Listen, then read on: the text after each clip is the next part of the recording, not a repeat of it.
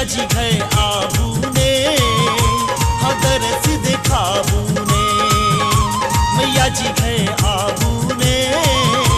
हदरस दिखाबूने अष्टभुजा धारण का सिंह पर अष्टभुजा धारण का सिंह पर अपन रूप दिखाबूने मैया जी घय मैया जी घय मैया जी घय आबूने हदरस दिखाबूने मैया जी घर आबूने हदरस दिखाबूने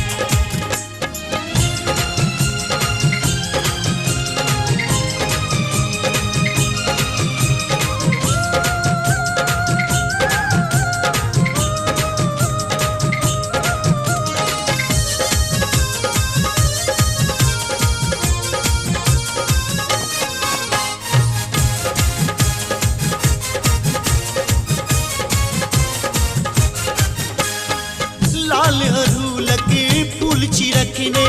आहला मैया जी आसन सजने मैया जी आसन सजने लाल अरूल के फूल चिरखने आहला मैया जी आसन सजने गंगा जल सो चरण पखारब गंगा जल सो चरण पखारब एक बेरा पधारू ने मैया जी घय मैया जी घय मैया जी घय आबूने हदरस दिखाबूने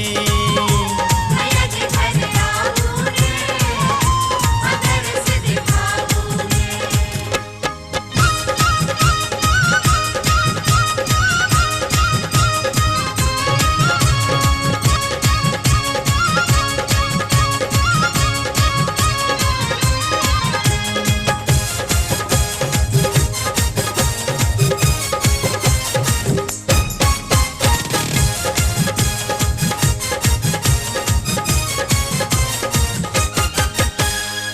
भोर साँझ माँ भोग लगायब सदिखन जननी टहल बजायब जननी कहल बजायब भोर साँझ माँ भोग लगायब सदिखन जननी टहल बजायब हम अज्ञानी ज्ञान मांगे छी हम अज्ञानी ज्ञान मांगे छी जीवन में ज्योत जगाबूने मैया जी घय मैया जी घय मैया जी घय आबूने हदरस दिखाबूने मैया जी घर आबूने हदरस दिखाबूने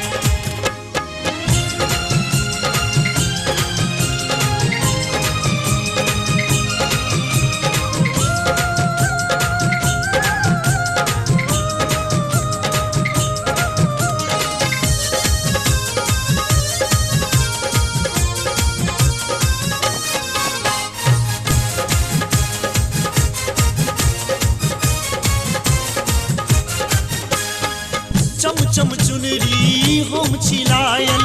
आहल मैया हम गहना गढ़ायल मैया हम कहना गढ़ायल चम चम चुनरी हम छिलायल आहल मैया हम गहना गढ़ायल सरस के घर में ऐब के जननी भक्त के घर में ऐब के जननी सागत भोग लगाबूने मैया जी घय मैया जी घय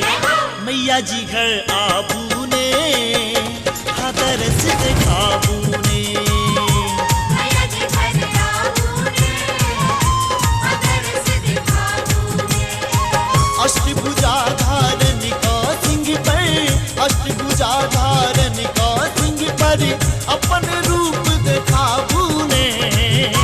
मैया जी घय मैया जी घय मैया जी घय आबूने हदरस दिखाबूने मैया जी घर आबूने हदरस दिखाबूने मैया जी घर आबूने हदरस दिखाबूने मैया जी घर आबूने हदरस दिखाबूने नीलम मैथिली चैनल के सब्सक्राइब करबा के लेल लाल बटन का दबाव आ घंटी पर क्लिक क के नव नव मैथिली गीतक आनंद उठाओ।